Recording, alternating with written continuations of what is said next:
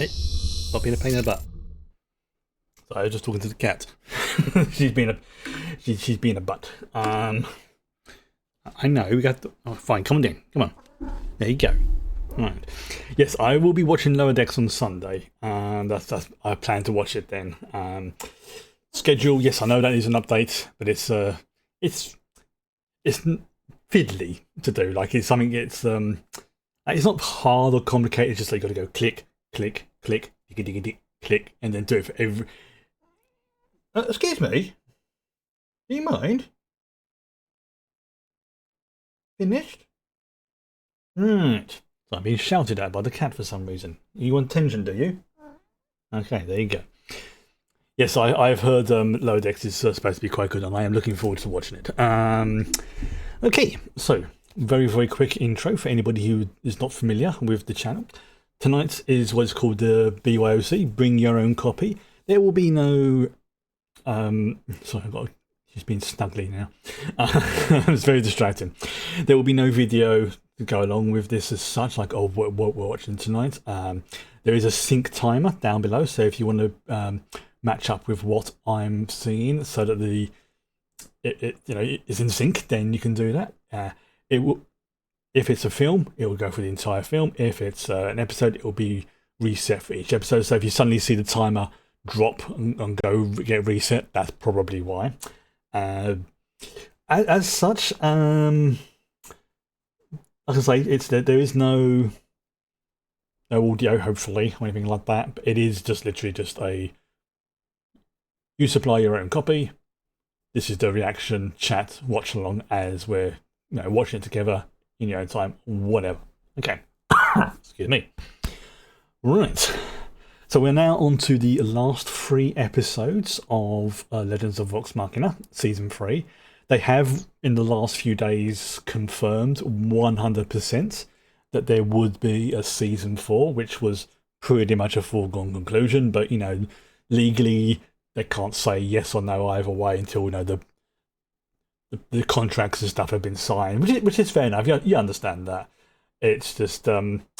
yeah, they would have been stupid not to, but they don't want to turn around and say, oh yeah, we're definitely working on Season 4, and then something random happens, unexpected, and they can't do it. So it's perfectly understandable, but it has now been confirmed. There will be a Season 4. Great success. It's like they've also confirmed that there will be the Mighty Knight, and there will be Bell's Hell stuff as well that's going on. When? They're not 100% sure. But they will be happening. It's just like we've got other stuff we need to do first. It's on the to-do list, as it were. Okay, now speaking of tonight, there's a few people have noticed, quite correctly, and I've mentioned this before quite a few times on this while we're watching Vox Machina, is there is definitely some deviations from the actual play show that the Critical Role folks did. Now, obviously, there are still like the major plot points that are carrying on, but it's some of them are different, or they've combined them.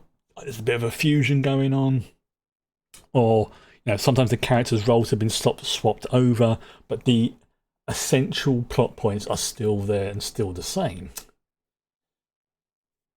So with that, I'm just going to read out what the 3 episodes' names are.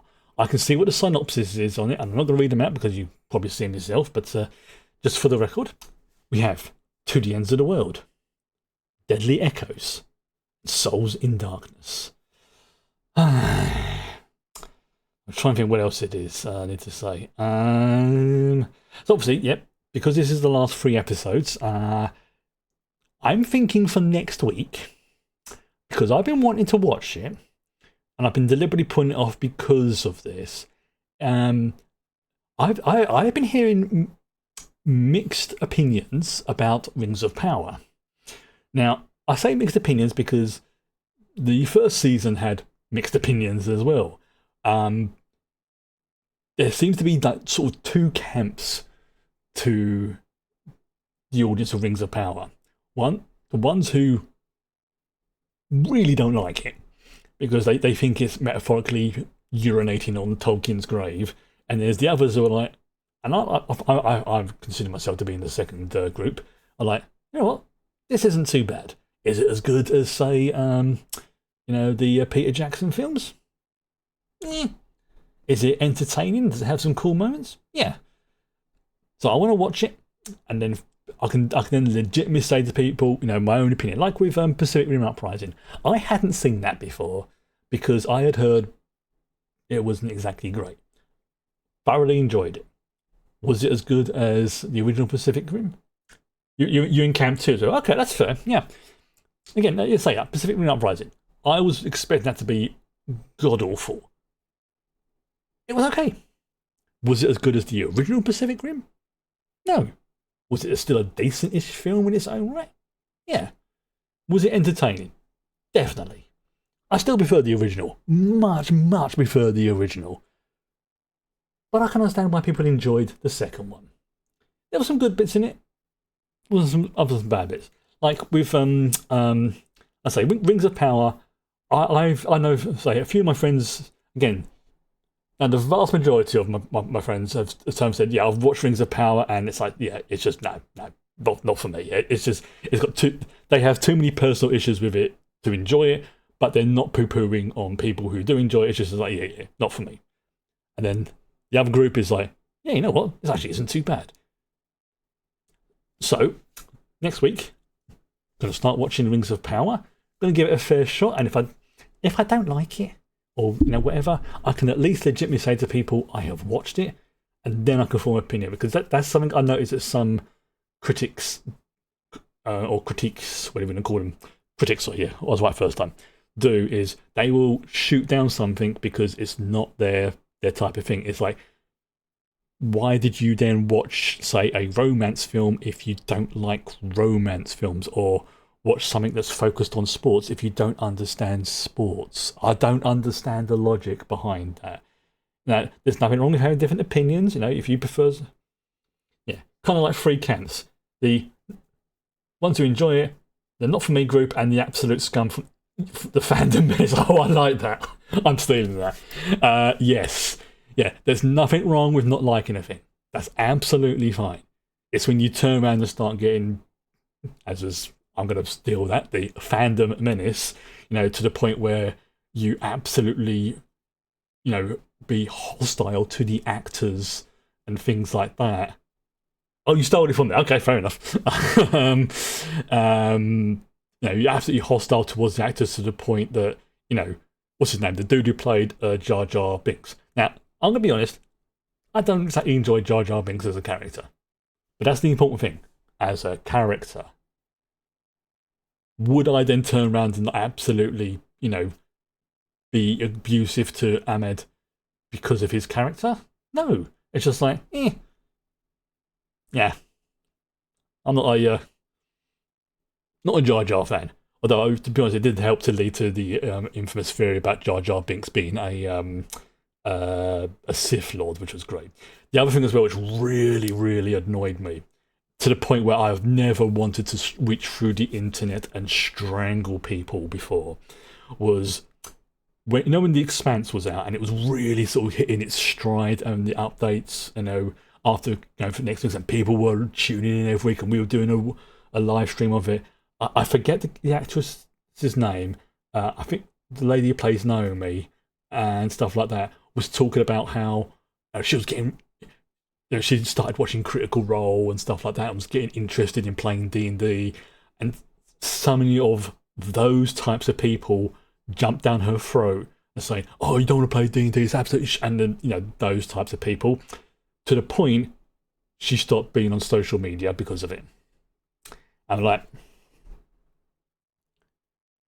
dudes, seriously, you don't get on with D&D, but that's the wrong way to do it. The way you do it is just like, if you like D&D, you're gonna love so and so. It's like that. What's the phrase? You catch more flies with honey, and yeah, blood pressure. Yes. So I have absolutely no time for those types of people. Not liking a thing, that's alright. Being a shitty person because of it, boot to the bottom. Right, okay. You ready? You getting comfortable, Cat? Right, the cat's getting comfortable. So we're going to start off as like again, for anybody who's not familiar, the way we do things here is I will do a 5 second counting, and I will start the sync and press play on the thing as well. I'm getting reasonably good at doing this. So let's just get this ready. Get yourselves ready as well. And I always like to get it all sorted out. One thing I do recommend, if you get the chance, is to put on subtitles as well, if you can, because it does sometimes give good insights to little bits and pieces that are going on that you don't always catch up, like the way the names are said and that kind of thing. You don't have to, but I recommend it, and I do it myself. So, like, remember what the keyboard commands are now. Like, this is not me syncing it up. This is me just trying to remember what the commands are for because I have to do them as keybinds. Okay, that's it. Okay, there we go. All right, good to go. Good to go. Right. Okay. Countdown of 5, 4, 3, 2, 1, go. So yeah. Smoking, violence, flashing images, foul language. Sounds like. Oh yeah, thing. Oh. Episode 9 was just like. Mmm.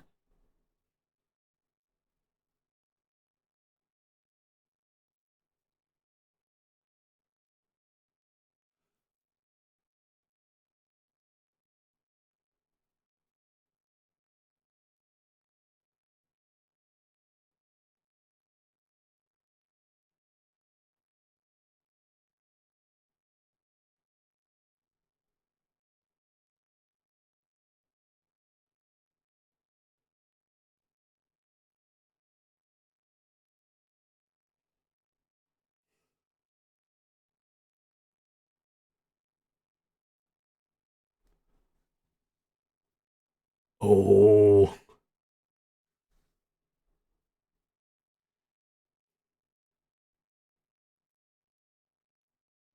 You can understand why she's reacting like that because think about it, for like the entire season, they not intentional, but as she said, no, she was dismissed, kind of ignored.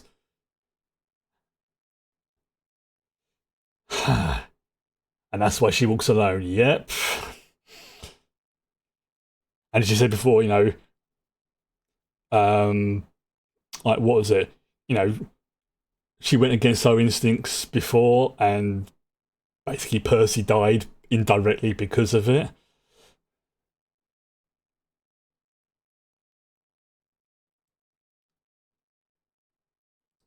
Oh, also, yeah. What's her name? Kelly Who, the person who's playing Ripley, is apparently absolutely loving the sort of, oh no, she's hot, but she's pure evil stuff. Done in a good way, natured way towards her character. Apparently, she's absolutely loving it because it's like, yeah, a show she's doing a good job. As long as it doesn't translate into hating the actress. Hate the character, yes. Hate the person playing them, that's a dick move.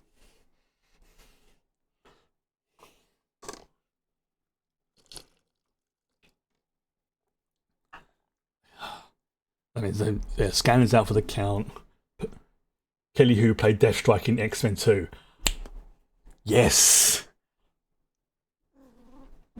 Yes.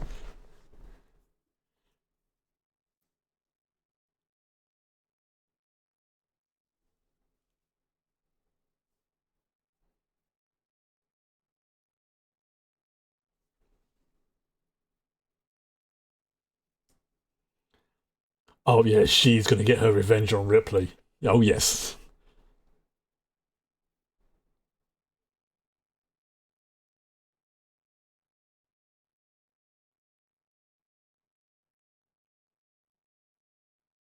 Damn.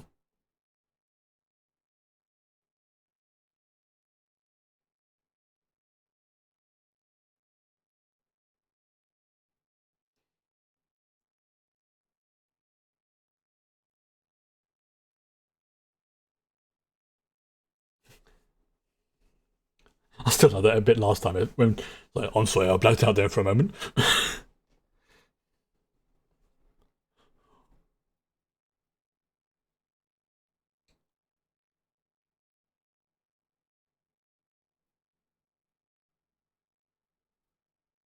That's the shake.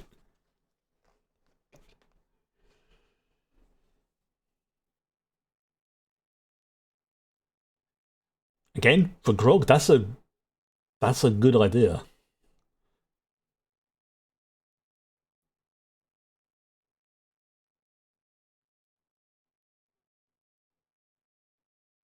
He's gonna start. I knew that was gonna happen. As soon as he said that, he's gonna be like, not moving an inch.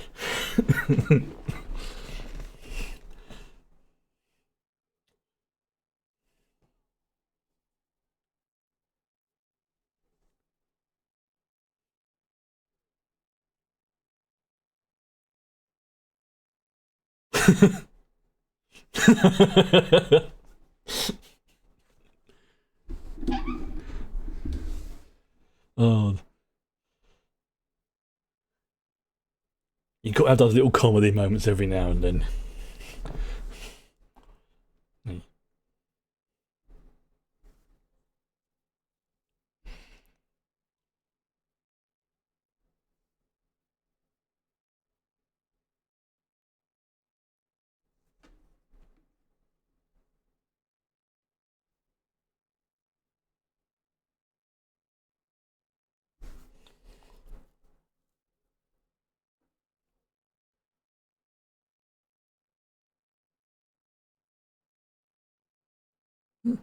So even though Pike and Kaylee look about the same age, gnomes age slowly, visually.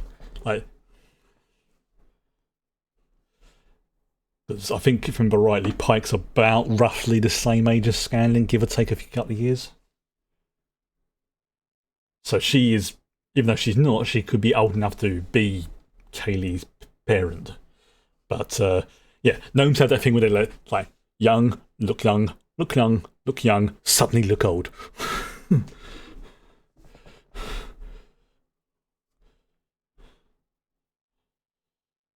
Oh,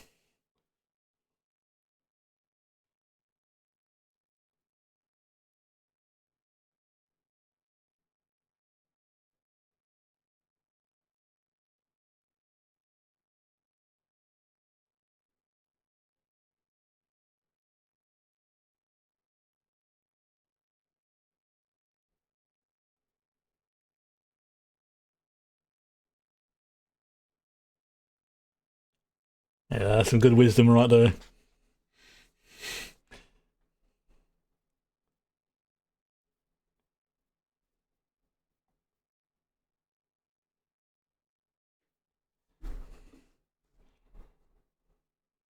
course he does.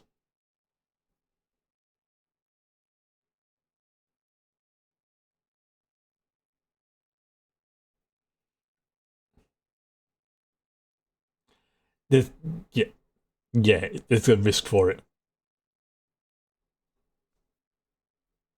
Yeah,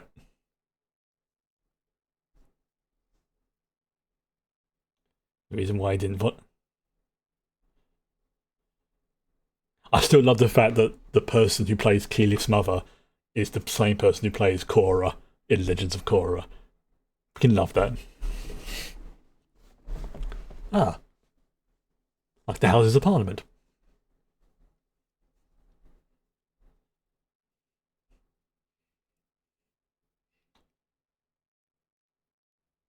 And that's an arena.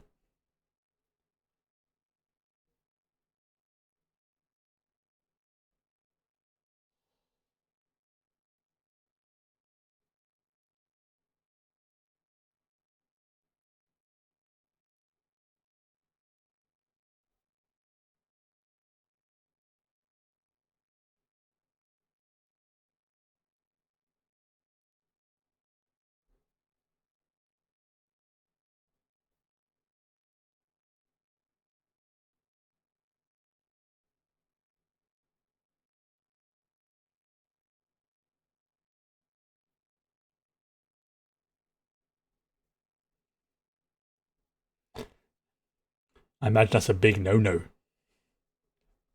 Yep. No, she's not. Mm-hmm. Oh yes, she has.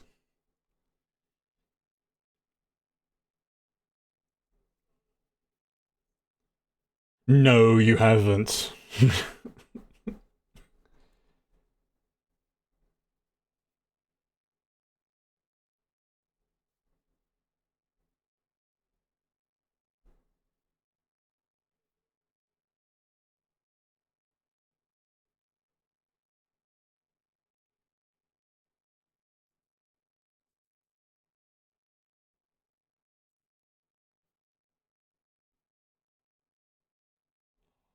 Oh,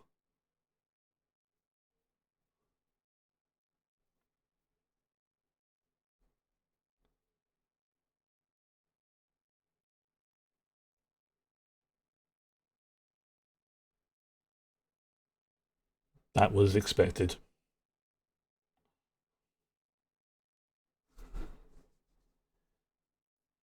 Yeah, because it would be like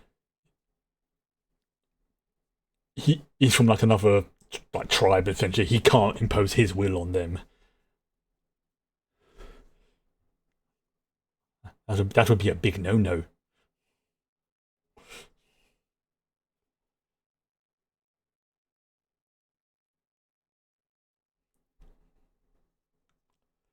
Tabaxi!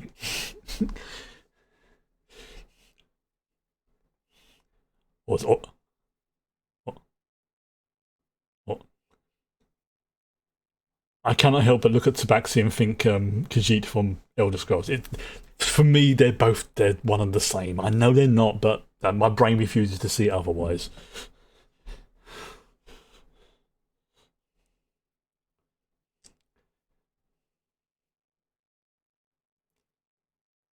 So yeah, if he's got a shooter, oh nice.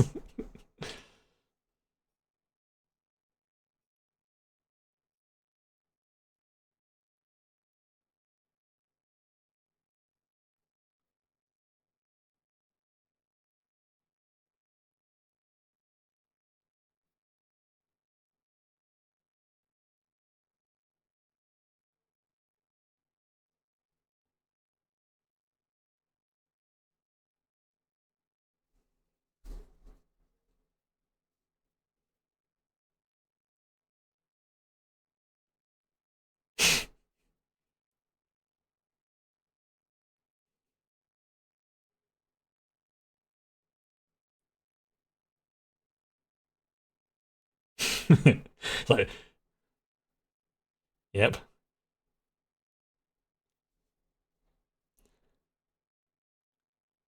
I imagine he's probably got into a few scraps with his sister as well. But it's like, yeah, he's the only one who's allowed to do it. Anyone else tries it, he would break him in half.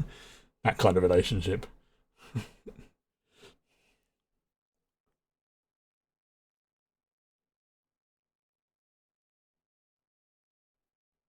Oh, baby Keyleth.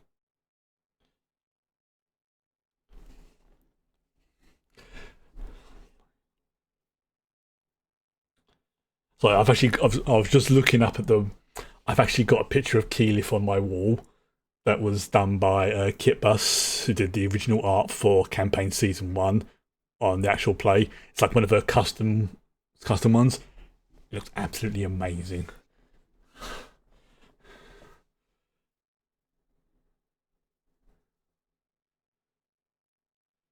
Like, that's fair enough. Yeah, so,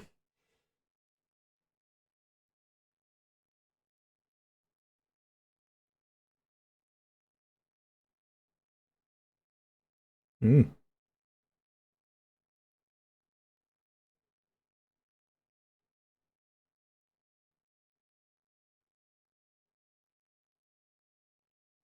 that's a good way to turn them off.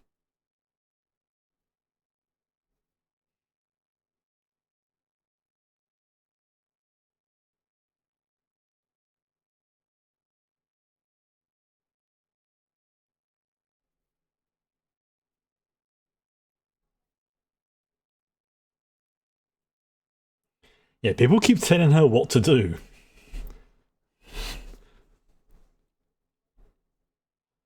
All wrong words.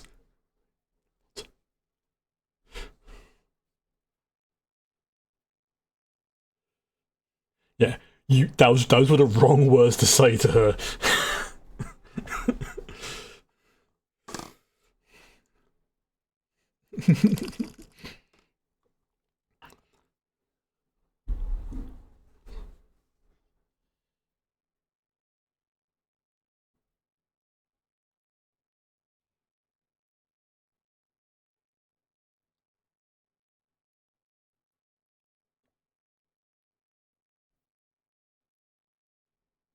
Yeah.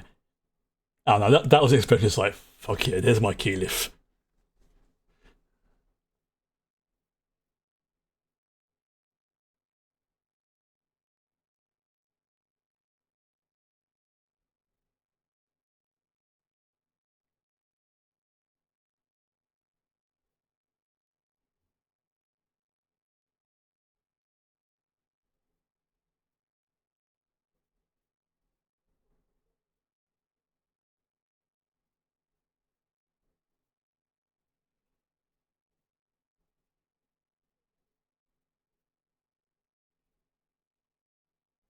I imagine the Fire Ashari will be on her side.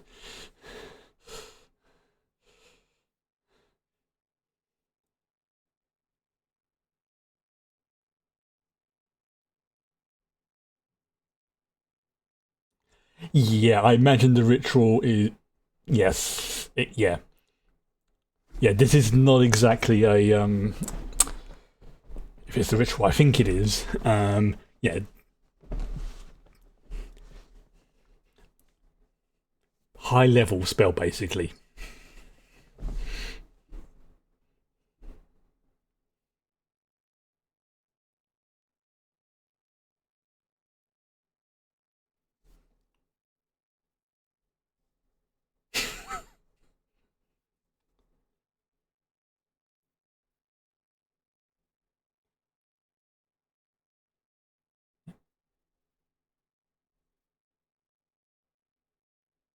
I hope.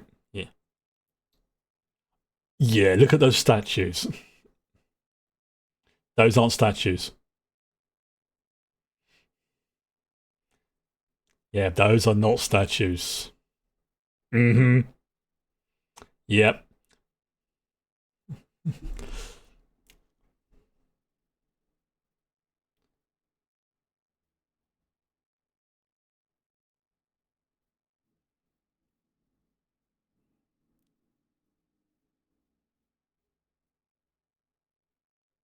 It works.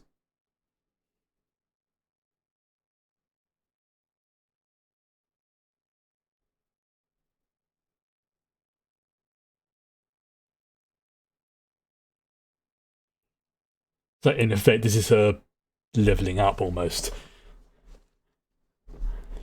So that's something they used to do in I think it's like some of the first edition stuff.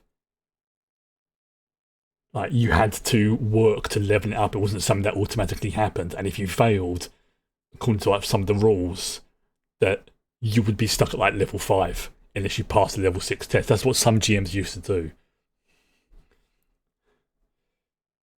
And as you got higher up, those tests become harder.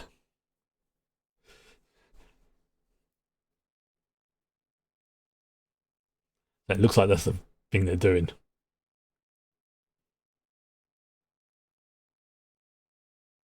Sneaky sneak. Oops. And they've all got shooters.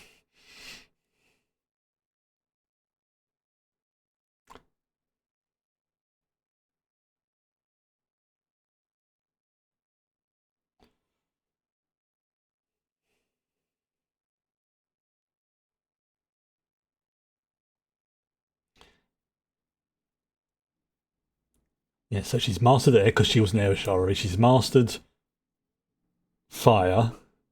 Next is earth. And yes, it is a nod to the Avatar series. That's deliberate.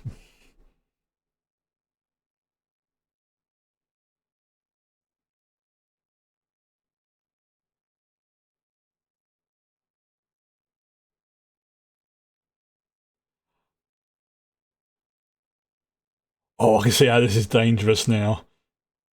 Like, yeah.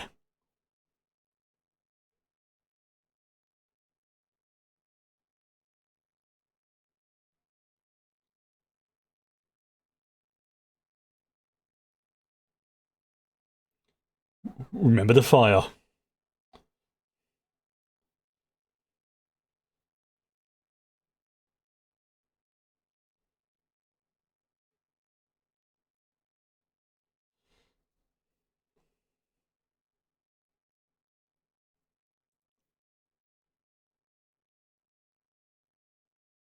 Ooh, oh dear.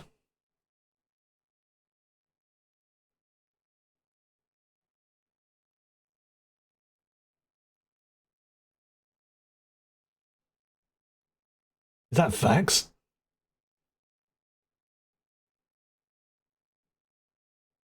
Yep.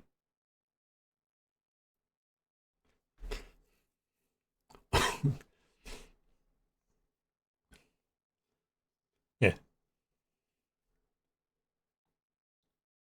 Oh, that's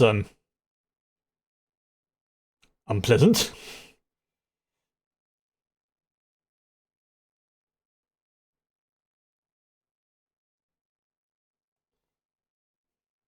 God, those wings are so cool.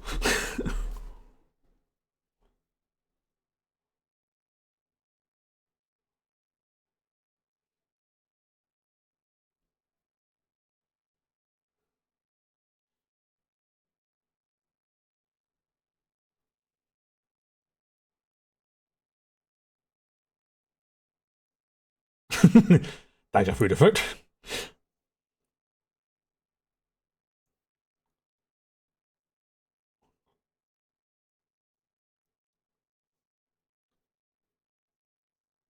Uh, I dig the music. Bit of a piratey jaunt to it.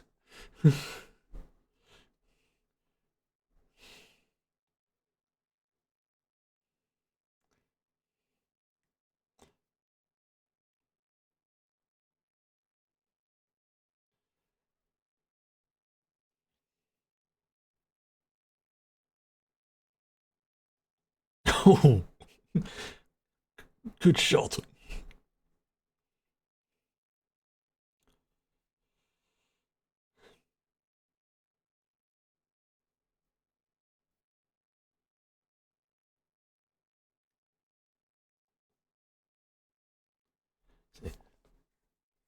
See, the scary thing is if like when Keyleth gets to the height of her power, she is going to be ridiculously powerful.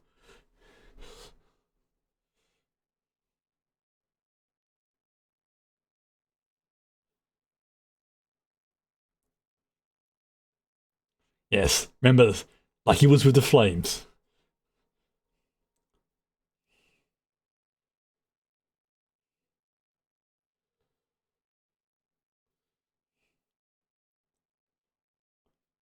I mean, look, basically, her problem is her confidence.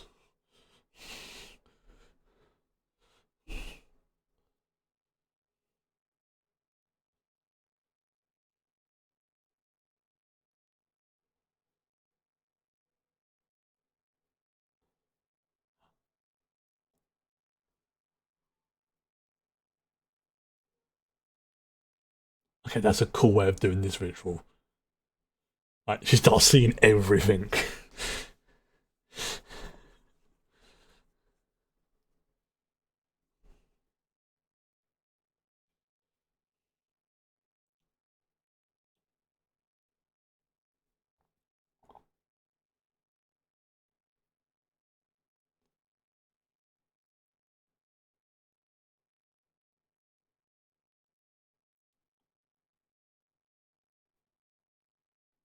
Look, minimal. Yeah, of course it had to be.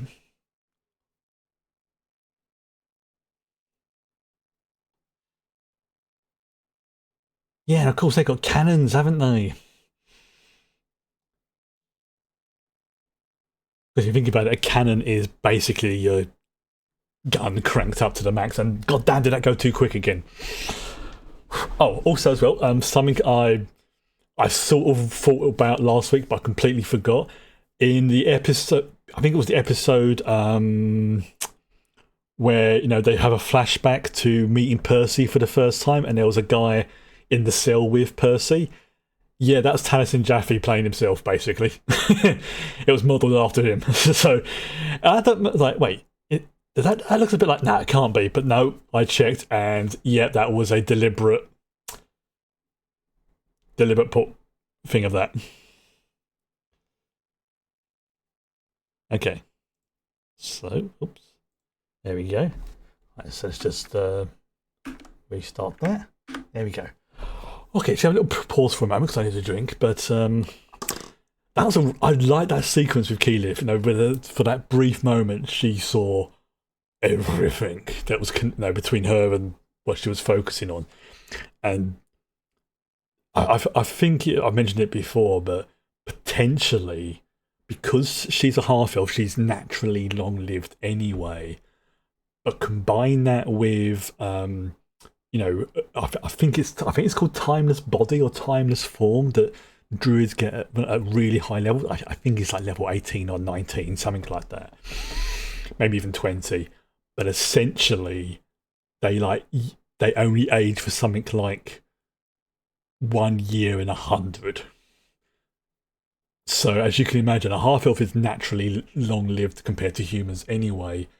So there's a very good chance, barring accidents or stuff like that, or divine intervention, that she could outlive everyone she knows in Vox Machina.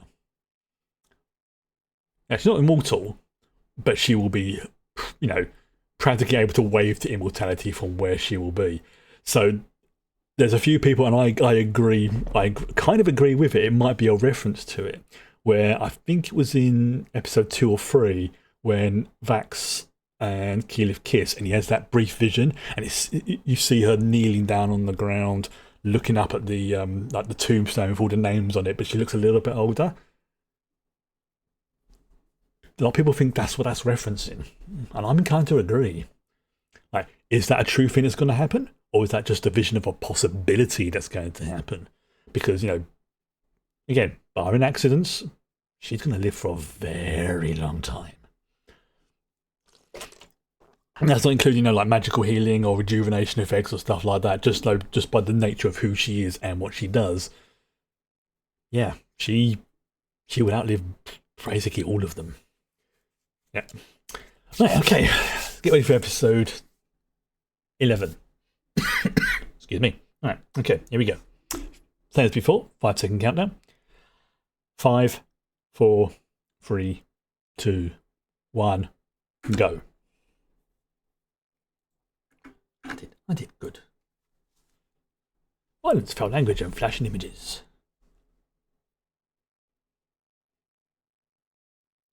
This is also a nice little nod towards the Avatar temple as well.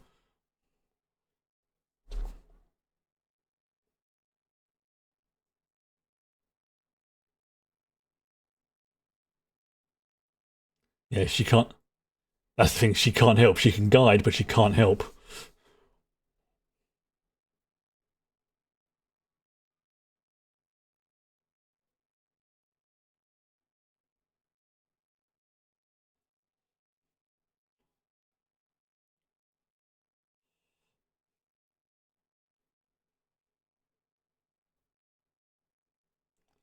Yeah,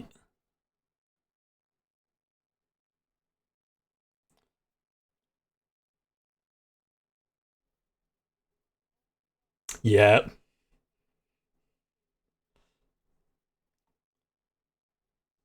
As I was saying, she is seeing everything. It's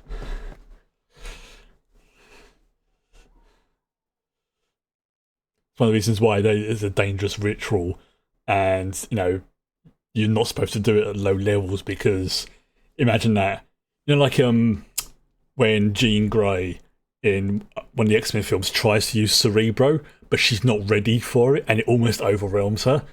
That's basically what Keyleth is going through right now. It's an arcane version of that.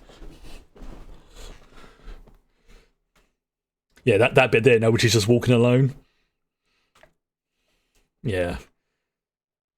So it's just me headphones here.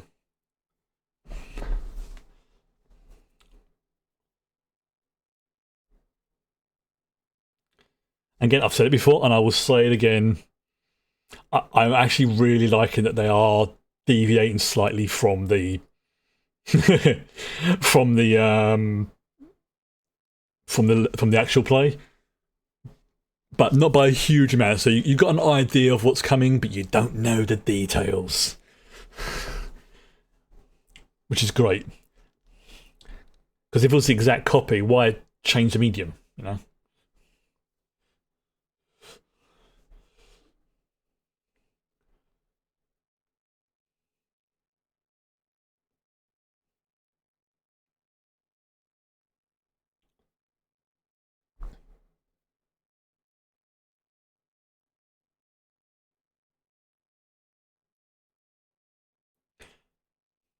That's like,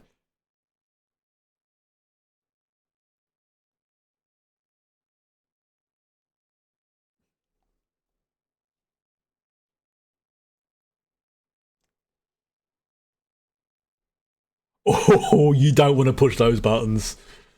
Oh, she is going to tear you apart when she gets the chance. Ripley really knows how to push people's buttons.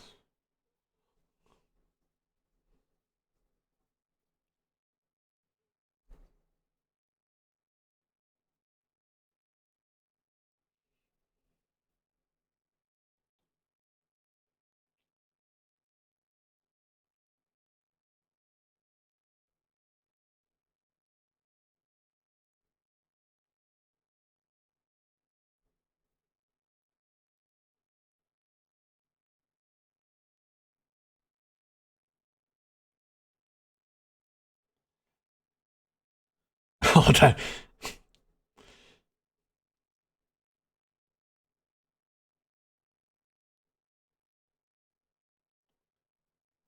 Yep.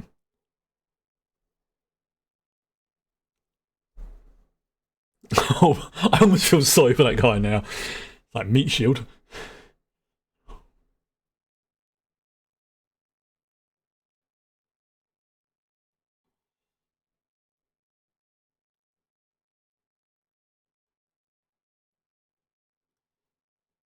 Yeah, this has definitely got to be a homage to like Cerebro. Again, not complaining because it's good.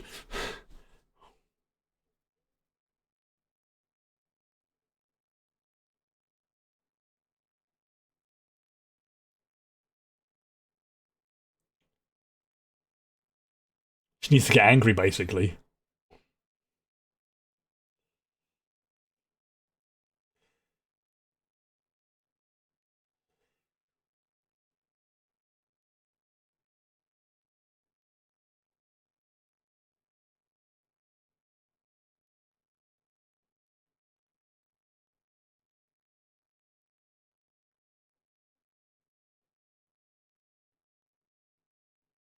What is?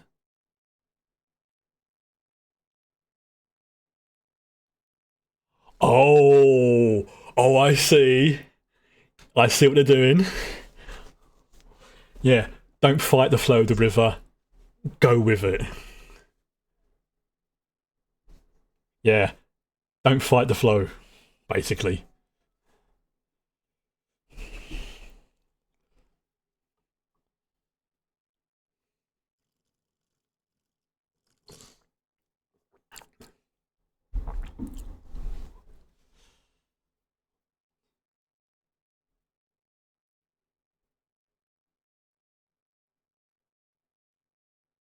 Yep.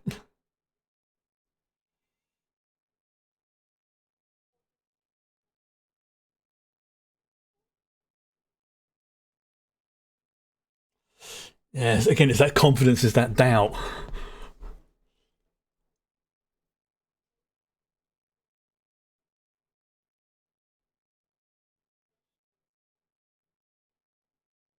Come on.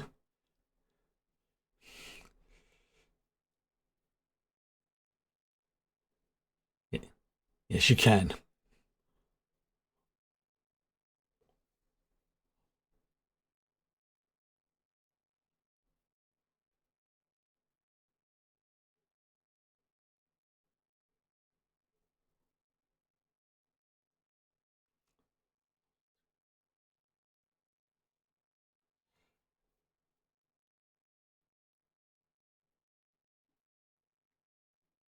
No, no, no, no, no, no, no. Don't pull this on me. No, no. I've seen this before.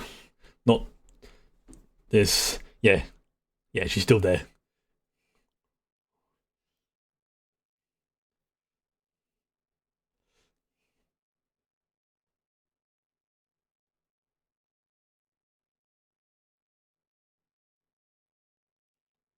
There we go.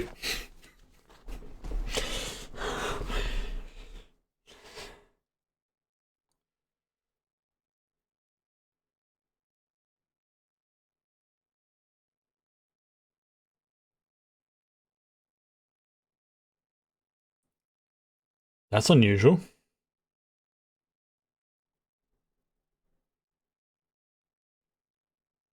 Oh, yes.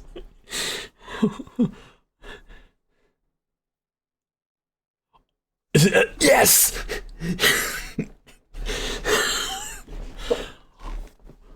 She's now got her second elemental form.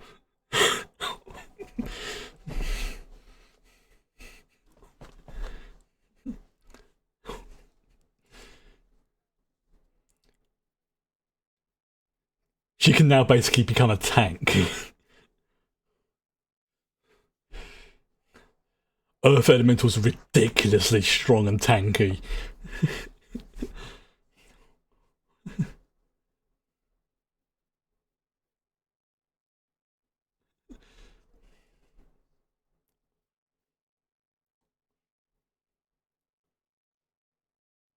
If you think that the Fire Elementals are the attack ones, Earth Elementals are the tanky ones, and they can hit hard. He's not moved, has he? Yeah, he's not moved.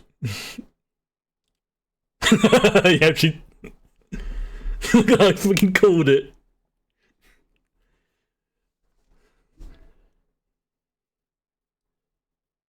I think Pike was like, oh no. Oh, oh, that was good. As soon as he stopped moving, I knew he would do that. Oh,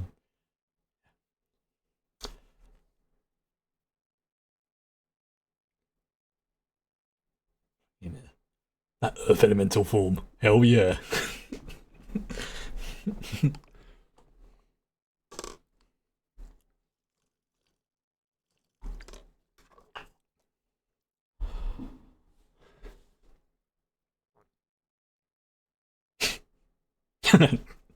Fair. I mean, you probably agree with it.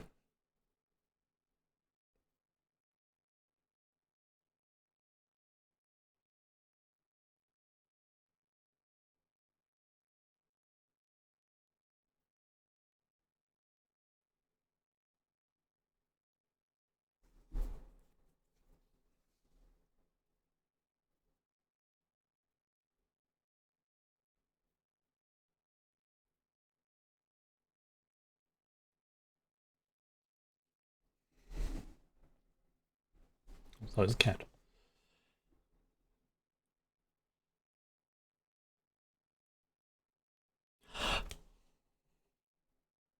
I've just remembered something. I'll mention it after this.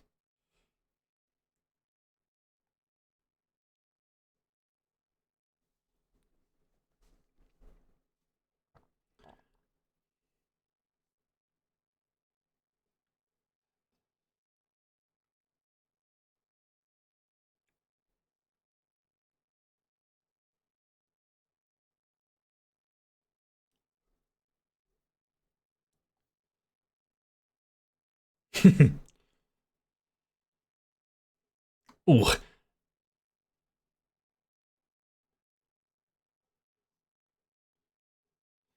The thing is, between Ripley's cloak and stuff and his, they're probably evenly matched.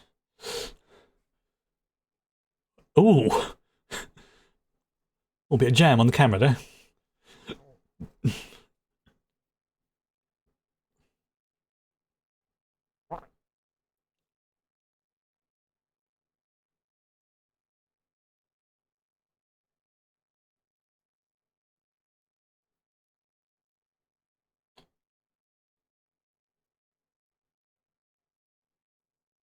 Entire ship's worth.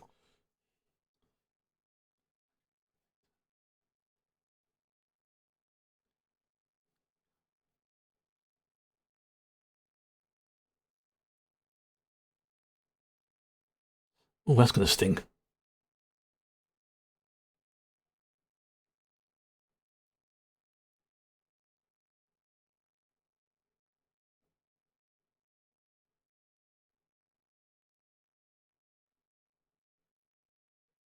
Yeah. Ooh, big boom. That was a cool image.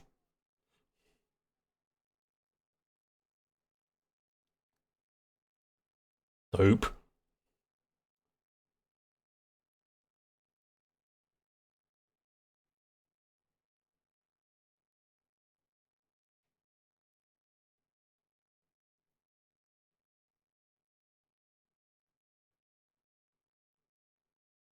That's why it's dangerous.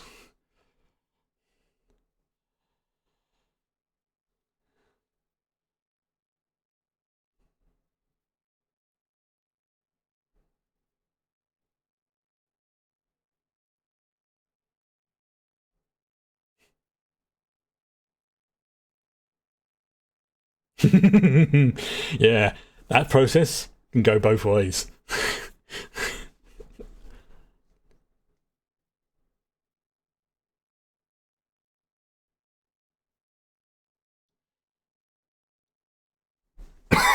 Excuse me. Don't say that.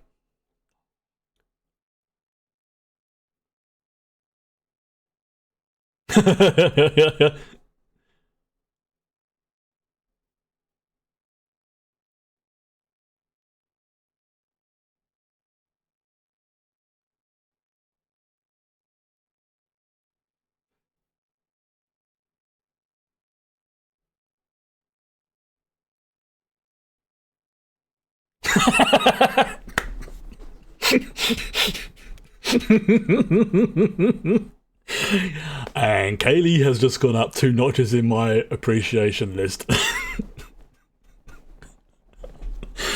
Oh, that was good. Uh,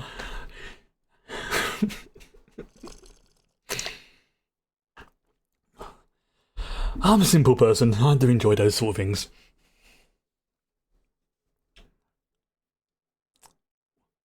Problem solved.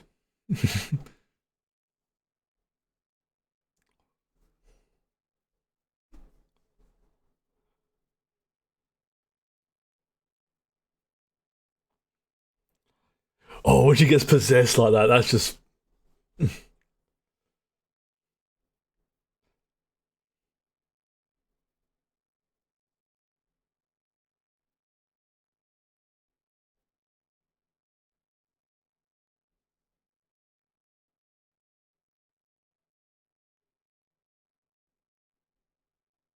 Oh!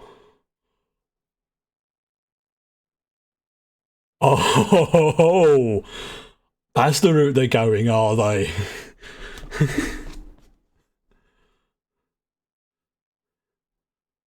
Okay. Oh, that was dope.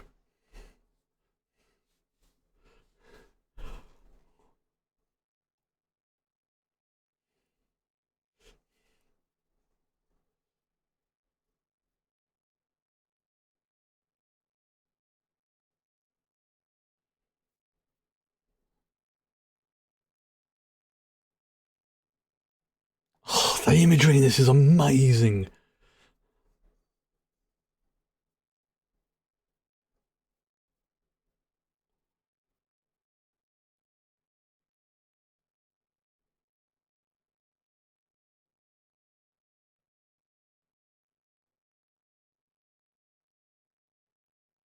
Oh, yes.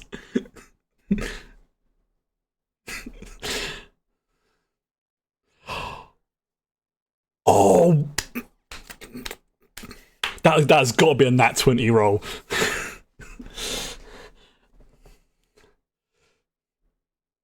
Double tap.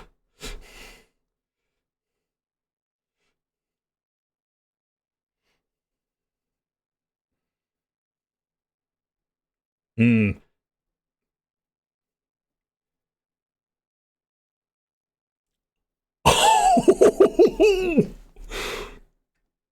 Yeah, double tap.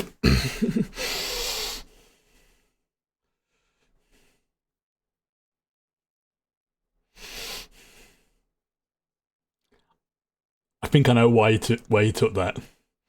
If oh yeah, see that shot of her coming out the water though, that was just like.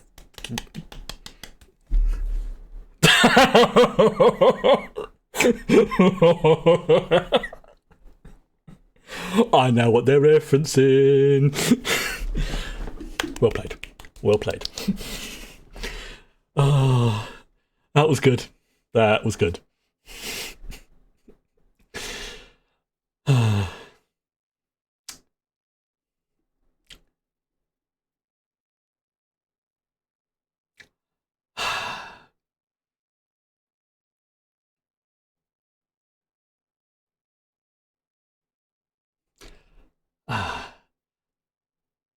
All things considered, this has been a satisfying episode. No.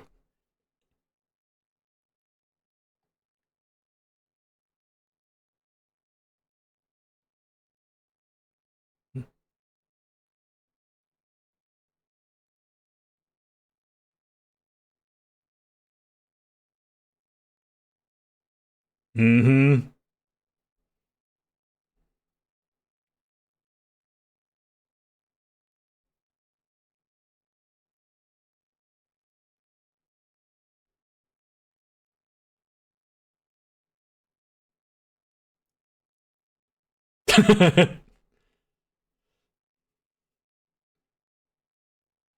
That would be a brown trousers moment, let's be honest. Now you're sitting there on the beach, and suddenly that happens.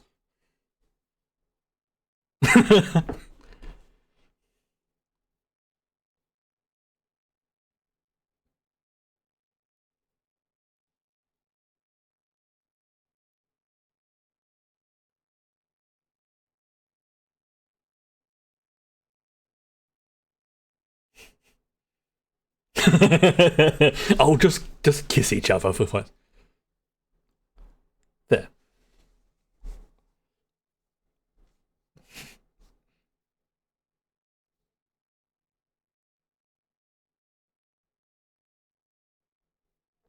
See? Confidence. I think Grog knows that lesson very well.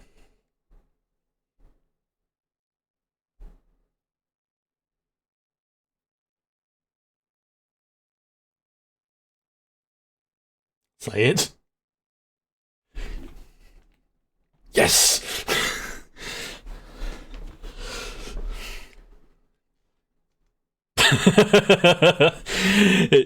Yep, his brain short circuited.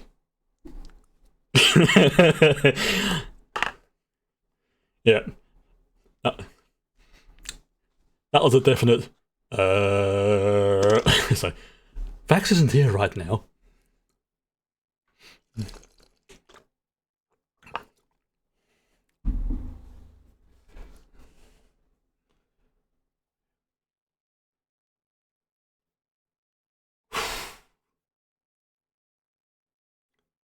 Yeah. No. Oh, I know where this is. Oh, this is not going to be good.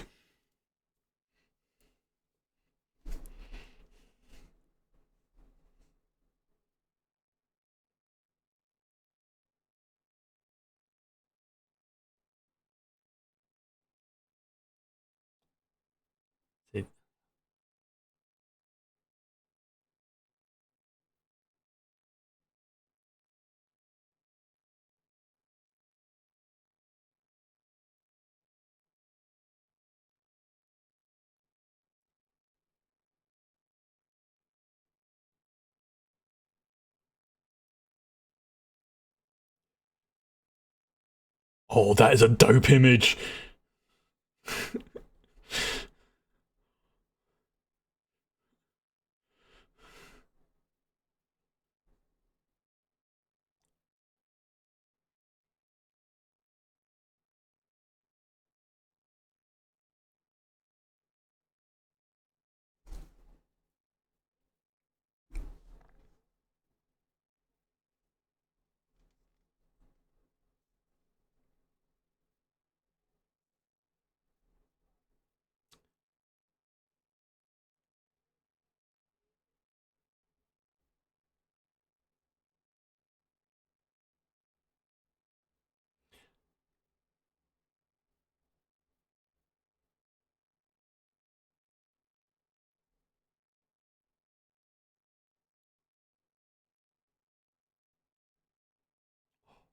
Was that meteor swarm?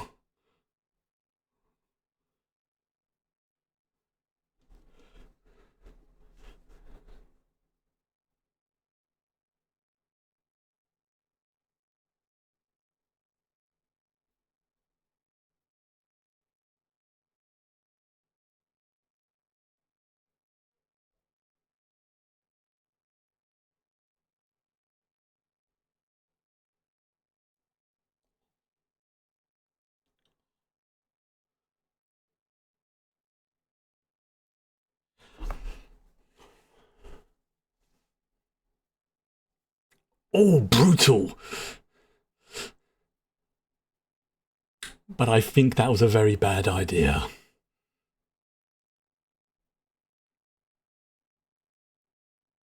Oh, that is very brutal.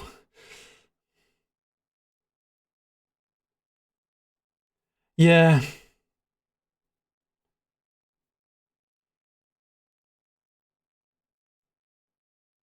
Yeah.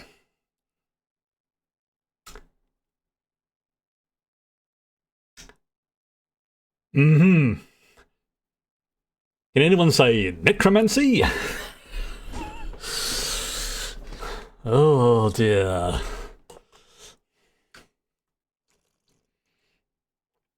Uh,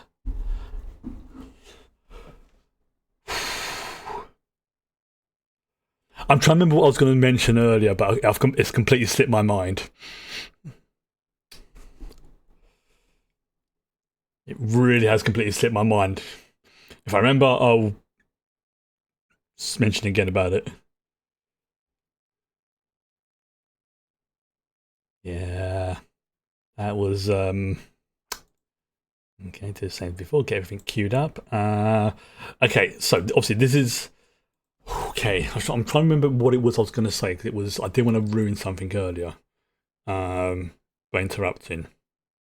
Come on, Chris, you can do this. You can do this. No, it's gone. It's completely gone. I mean, I just got completely sidetracked by what happened in this episode. But God, what was it? What was it? What was it? No, no. I'll have an aneurysm if I try and just get it off. If I try and force myself to remember it. Damn my ADHD. It's like it was itching at my brain for like a good few seconds, and as soon as I started thinking about it, it just went right out the brain. Okay, so last episode coming up. Now, one thing oh yeah, it was to do with the gun. That was it. Yeah, it was to do with the gun. And they kind of addressed it with Vex. Sorry, with Vax. Talking about it that depending upon what world you're playing in D&D, there's resurrection spells, reincarnation spells, and things like that. But what a few people GMs do is they make it so that it's very, very difficult to do. Like, it's not impossible, but it's very, very difficult. Like, you can't just like be, oh no, oh he's dead again, like rise him up, stuff like that. Like, it's easier to stop somebody from dying in the first place, like from like healing them and like if they preserving their body in those final moments, sort of thing. But to actually bring someone back, soul back from the realms beyond, is for most campaigns extremely difficult. And I had I had an incident with it in sort of similar to in one of my campaigns that I played, where the character was coming back from basically from his character's belief a sort of heaven, but the question is like, so the companions were trying to bring him back and stuff like that, and ultimately I just said to him, so in character, how do you respond? Do you want to come back? Because quite often if someone goes to the realms beyond, it's very similar to like that episode of Buffy when she dies and gets brought back. There was a moment in which she's talking to, I think it was Spike, and she says that, yeah, there was a moment where she did not want to come back, and her friends yanked her out of heaven, and that can have a nasty effect on it. So I'm hoping that if they go down that route where it is difficult to truly resurrect someone, that there are consequences because it then makes the game. Now, I don't like the skin off characters winning in games. I don't like that, but for there to be consequences, even if it's like, okay, yeah, fine, you come back, but something comes back with you, or you then become susceptible to certain types of damage because the world thinks you're still undead or something like that. Definitely should always be consequences. You have to kill the character off. Again, slight tangent before we go into the last episode. In a Tomb of Annihilation game I was playing in, my character got killed off reasonably early on in the campaign. And the big thing about that was that in that world at the time, resurrection and reincarnation spells were basically being stopped and forbidden by the nature of the world because of what was going on. I can't go into too much details because it will spoil the game for anyone who hasn't played. But if you're familiar with Tomb of Annihilation, you know what I'm talking about. And one thing they kind of sort of like always joked on would be like, if someone gets brought back, they only come back as undead, not as themselves. And it was really well done. I was a bit miffed that my character died, but hey, I got a couple of other characters that are down the line as well. And sorry, I was trying not to burp them. And I enjoyed it. But having that, making it difficult is a good thing, and that's one thing they did in various games. I think I know that in the Critical Role things was there will be certain moments when if a character had died, and this is like stuff that didn't happen yet. So it did happen, but didn't happen in this show. So I get my words mixed up there. That it wasn't something where you could just like let's say pop down to the shops and get a resurrection scroll. There was a whole thing. Stuff had to be sacrificed, and then it just became hard. If you died once, it was okay-ish to do. But if you had died a second time, it became harder and harder and harder. And then sometimes, if you roll a nat one on some of those rolls, it's still no guarantee. Absolutely none. So it gives your character a chance to come back, but it's not guaranteed. And I like that they're touched. Oh, my phone buzzing for there. Sorry, 1 second. I'm expecting important text. So, okay. Oh, there you go. Yeah, it's there's a text about my new hub. Should be coming tomorrow. So fingers crossed. Anyway, let's just crack on with the last episode. Otherwise, I will be jabbing on about this for absolutely hours. Okay, so same again. 5-second countdown. 5, 4, 3, 2, 1, go. So yeah, yes. Hopefully it'll arrive in the morning and I can sort out any issues. Violence, foul language, and flashing images. So yes, Raishan's now possessing Thordak's body, which is a lot more powerful than her own old one, and is undead, and has his.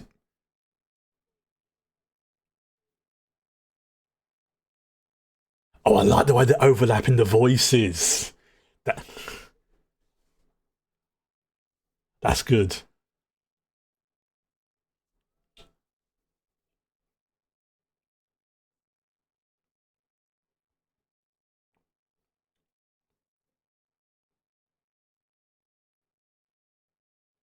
On the subtitles, it's actually coming up as Thordak Raishan. Again, that's no reason why I like to put on the subtitles, because it gives you like little bits like that. It's acknowledging that they are both the same kind of thing. But yeah, you've now got an ancient undead dragon, who is possessed by a powerful magic user, and yeah.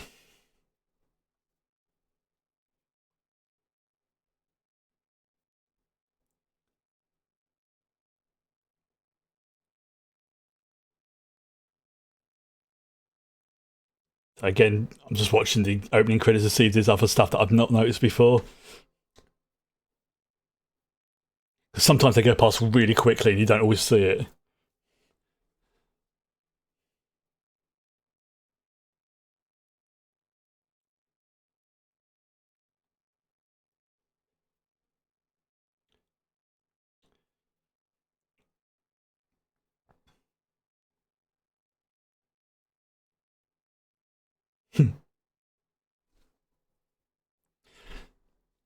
What's the other little game people like to play with? This is Spot the Matt cameo. Matt Mercer, I should say.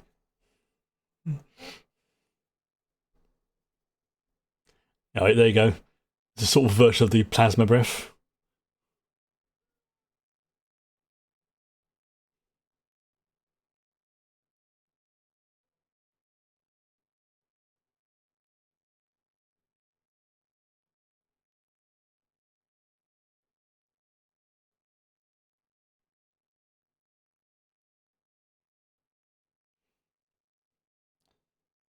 Yeah, so you basically got Raishan's mind in Thordak's body.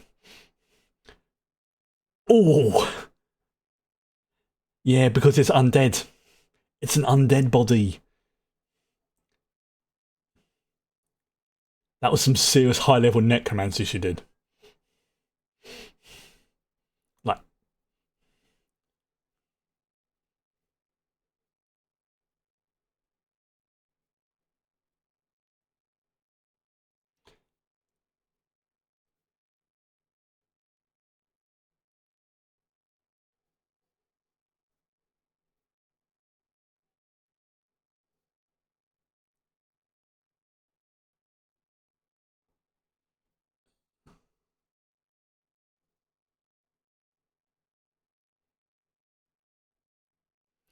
yeah, it's necrotic fire. It's not normal fire.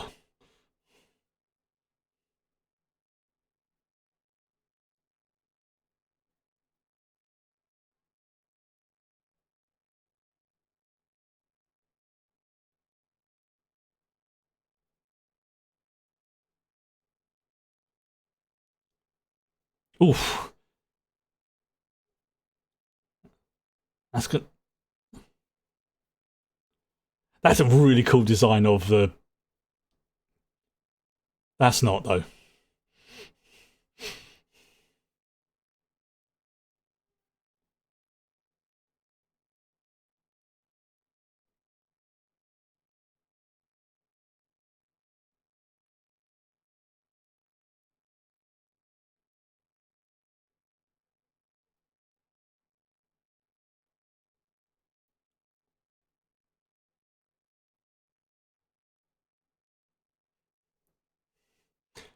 Oh, I wonder if she's going to do what I think she's going to do.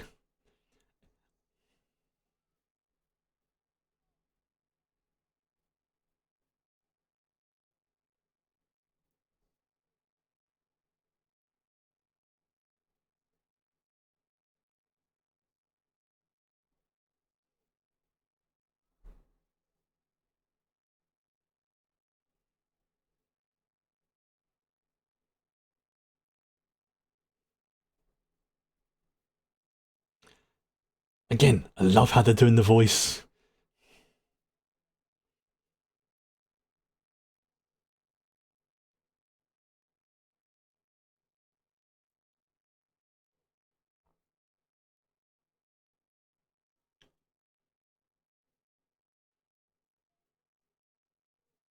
I don't think she's running. Not in that way.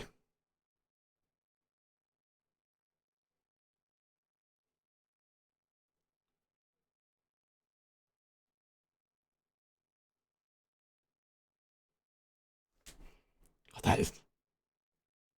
Yep. Good old wild shape.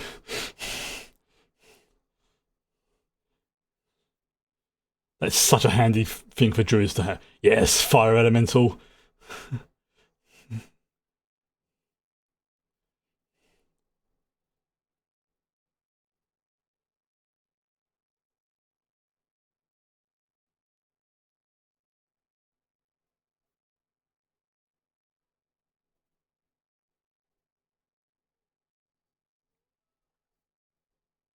Oh, damn.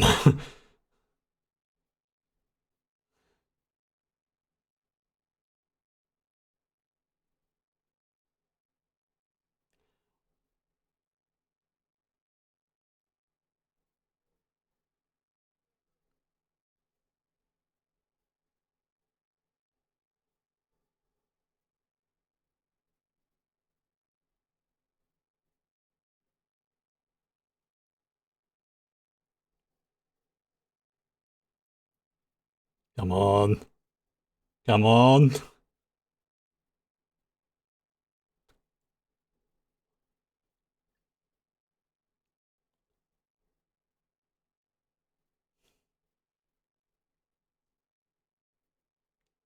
She knows what she's doing. Keith's not stupid. She's just not confident. There's a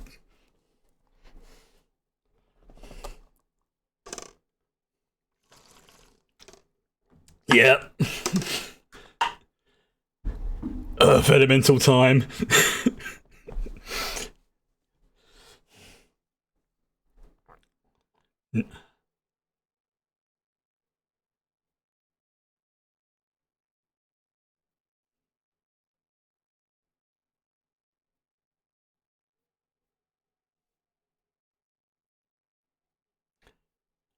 Yes, she can.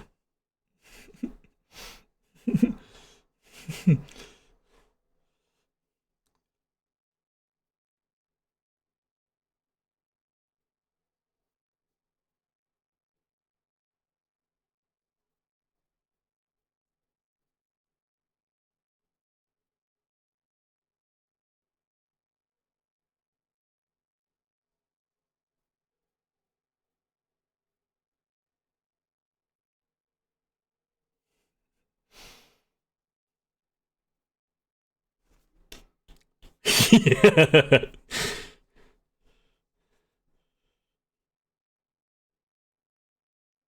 And the last thing she now there's a bit of symbolism there. The first thing when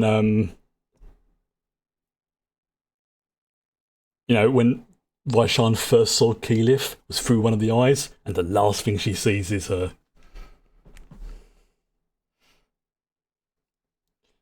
Yeah. There we go.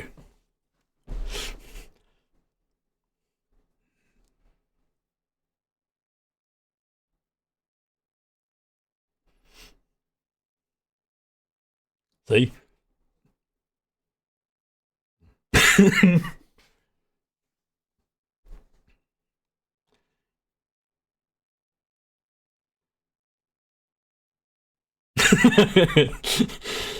Yeah, they're meant for each other. Like, yeah.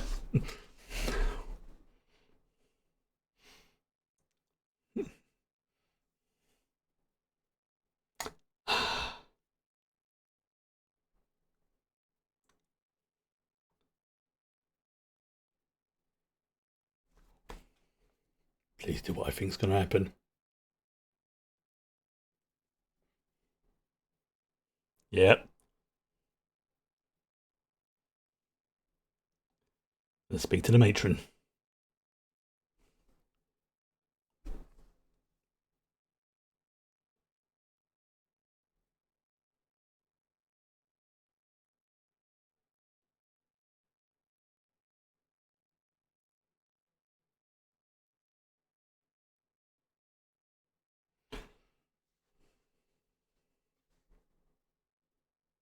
Yep.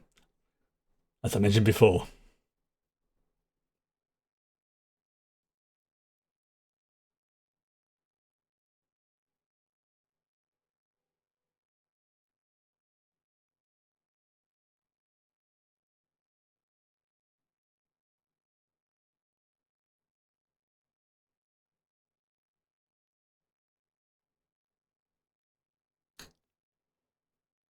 Oh dear.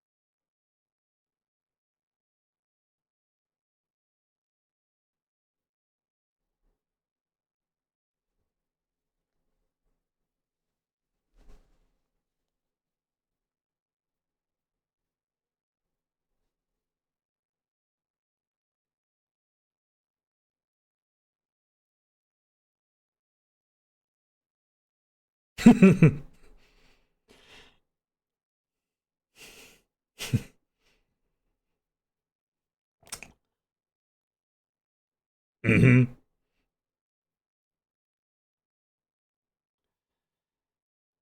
It's not that she's not helping him, she's just giving him a warning.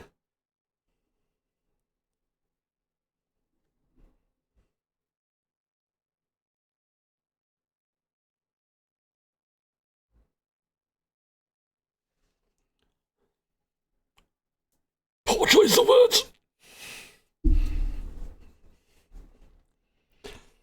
Because the last time you did that, you got bound to the matron.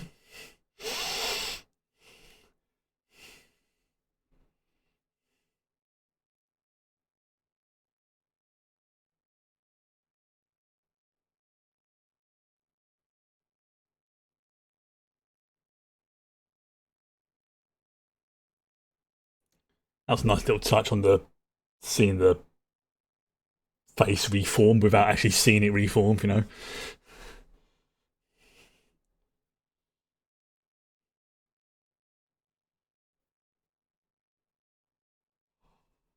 Oh, yeah.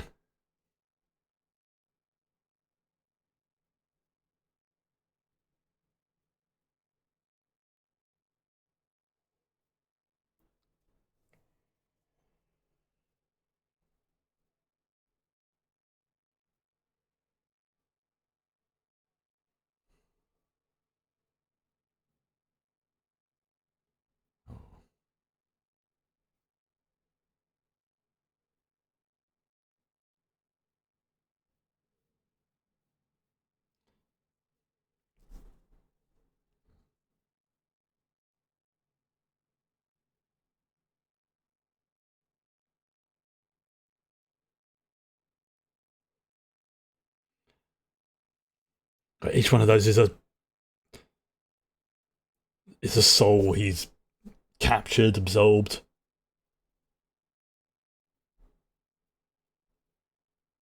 Yeah, unfortunately, Cash got turned into chunky salsa.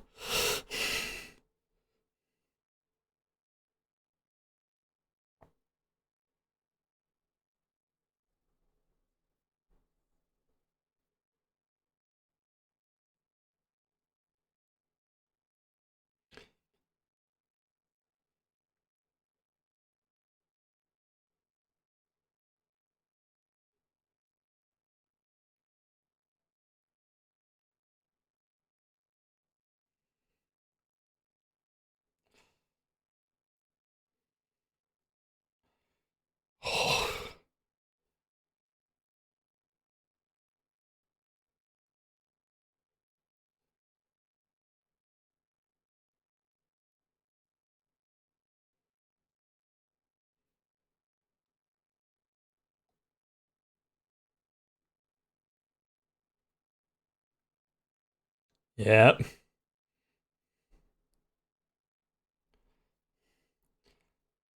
Yeah. A lot of people think that the matron's evil. She's not. She's probably one of the more compassionate deities in this setting. But one thing she abhors is undeath. Now, people who cheat death, I should say. Like, nah, doesn't mean resurrections, but it's like. So what she was saying to Percy is not like, I'm not going to punish you, but there will be a cost. It's not coming from her.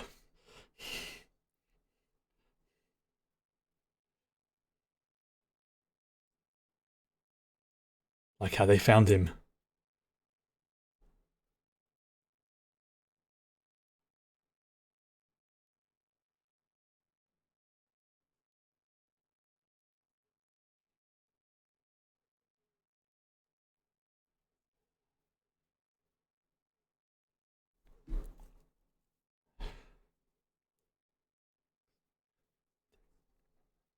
Vex.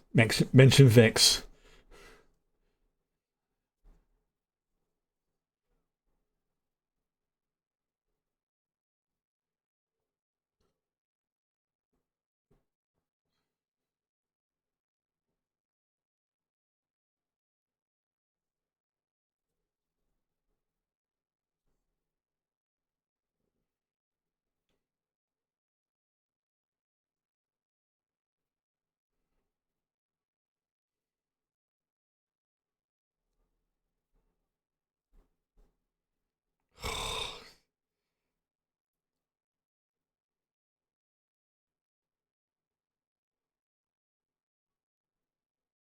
That's true.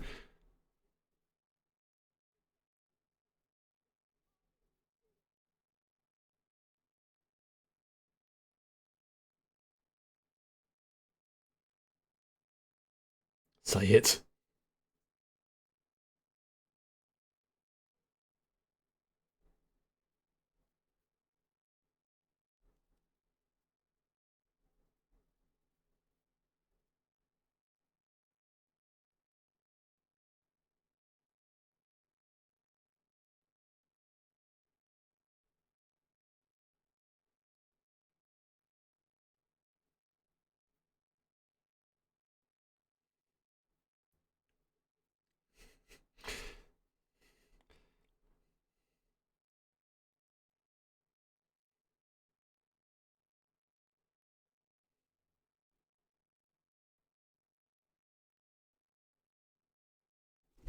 Say it.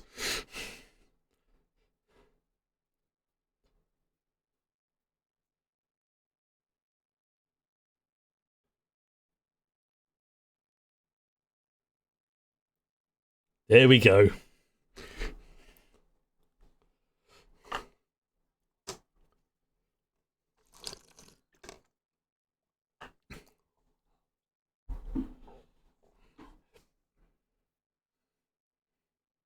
Oh, that's a big deal for Vax to say that.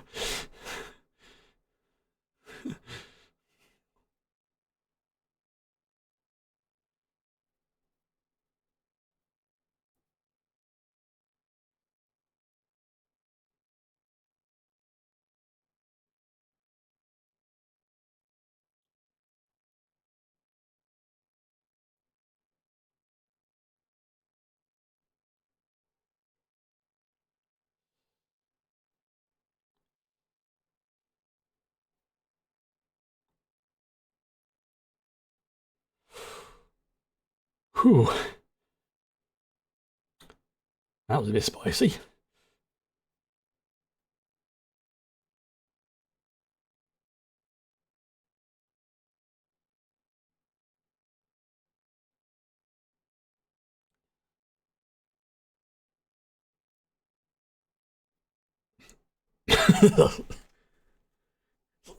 Yeah. Crushing my throat.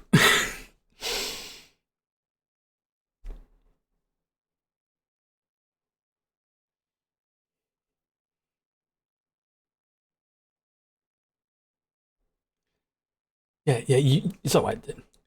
You spent a little while dead. It's you're gonna be a bit sore.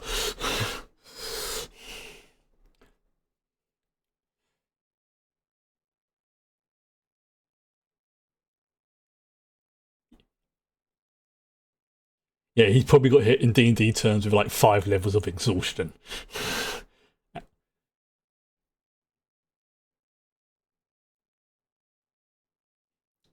If you get hit with 6, you're dead.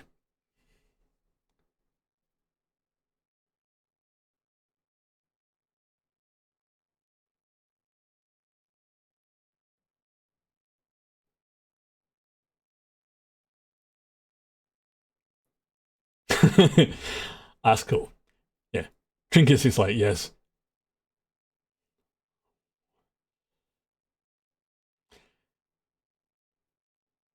Now, there's some character go, because remember when they first really met each other, they really didn't get on. Especially after. Yeah. Yeah.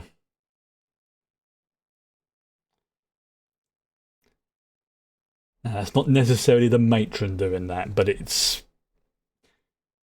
Yeah. There are rules that have to be obeyed.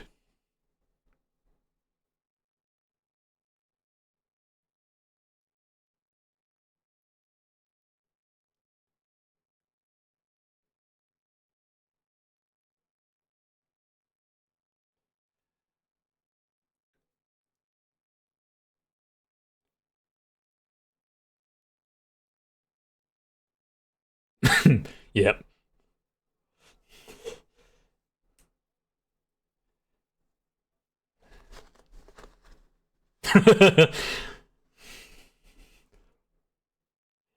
That's everything is chicken.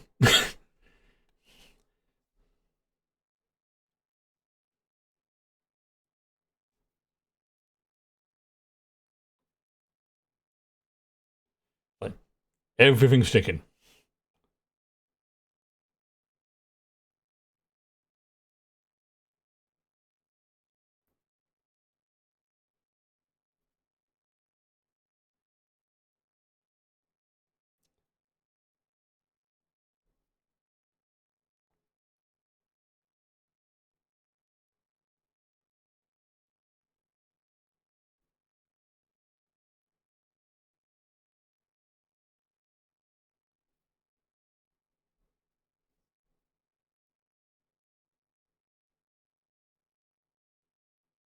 Oh,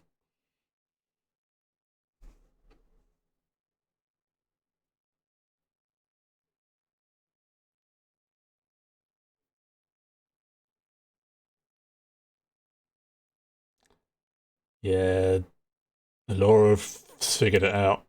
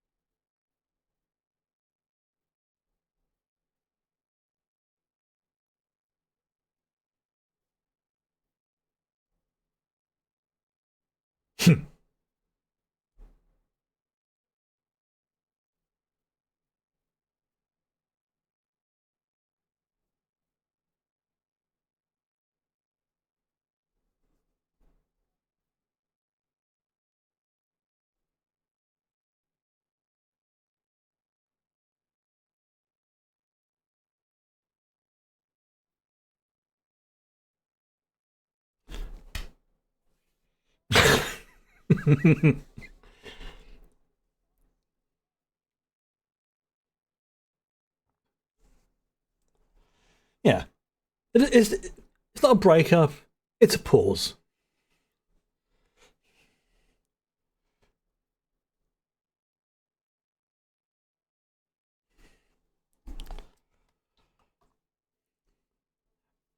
But we know there's going to be a season 4.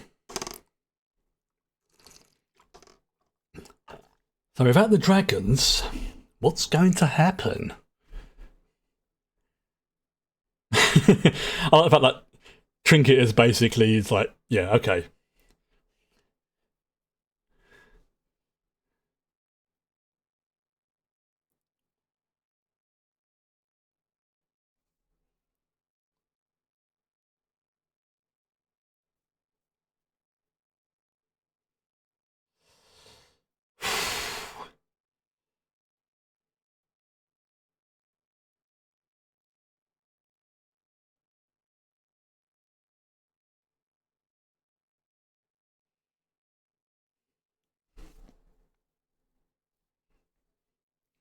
Oh, that's a nice image. Oh, it's a raven again. Oh, I remember now what I was going to say earlier. I remember now. I went to the end of the episode. I knew it would come back to me.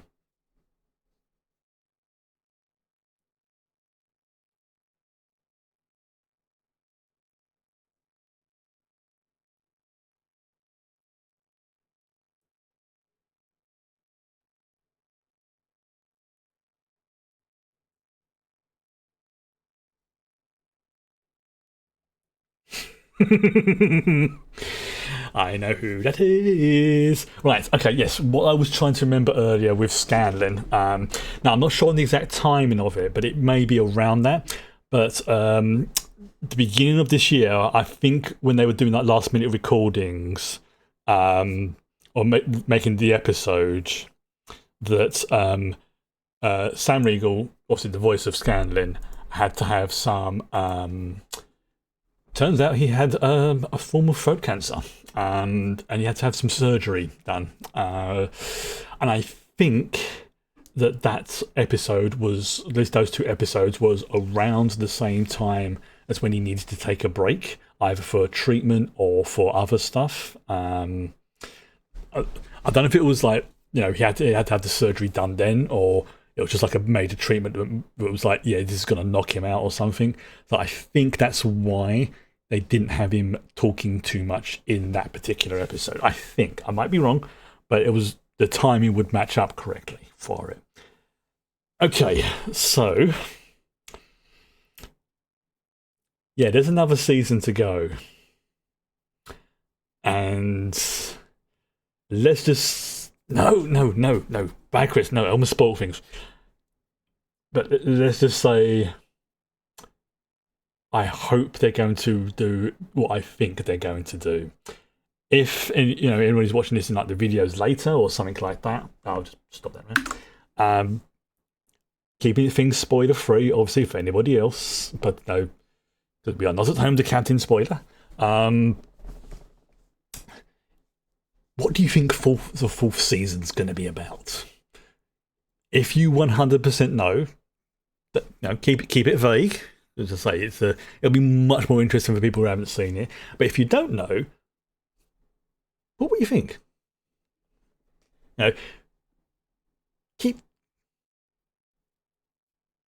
Everybody's gone.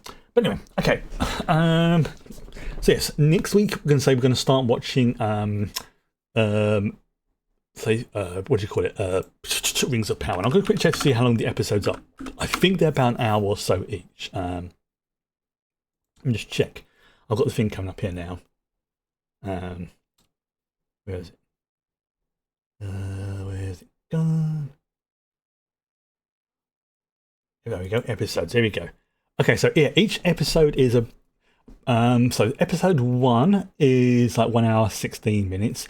Episodes, the rest of them are about just over, smidgen over an hour, and there's 8 episodes. So I think what we might do is, rather than do 3 episodes, do it for 2 episodes, and then we can have like a little break between each one. Then maybe like 5-10 minutes or something, if that. So yeah, the first episode is a little bit longer, and then the second episode is and the rest of them are 1 hour 5, 1 hour 3, 1 hour 5, and then one of them's like 1 hour 12, 1 hour 13. Yeah, because there's only 8 episodes, which is unusual, but I think because they're longer. So yeah, do a couple of episodes at a time, and so that'll tide us over, and then we'll just see what else is available at the time. But for now, I am going to retire for the evening. I have some prep work to do for my D&D game tomorrow. Not a lot, but it's stuff I need to do whilst it's fresh in my head, especially after seeing that episode. And yeah, I'll... Fingers crossed there won't be any issues with the new router and hub. But if there is, and it's supposed to turn up tomorrow, but there may be technical issues with it. I'm reasonably technically minded, but even I can accept there may be, because if the thing's defective, then, I'm going to have issues. So, fingers crossed, should be back with Cyberpunk on Tuesday. And until then, have a good weekend. Bye-bye.